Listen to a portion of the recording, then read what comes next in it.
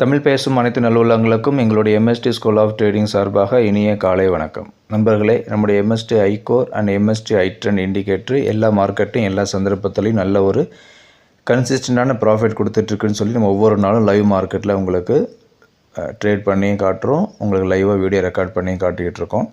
இப்போ நேற்றையோட மார்க்கெட் பார்க்கலாம். நேற்றையோட மார்க்கெட் நல்ல ப்ளஸில் ஓப்பன் ஆகிட்டு கொஞ்சம் தூரம் மேலே போயிட்டு அப்புறம் ரிஜெக்ஷன் கொடுத்துட்டு அதுக்கப்புறம் சரசரன்னு கீழே வந்துச்சு.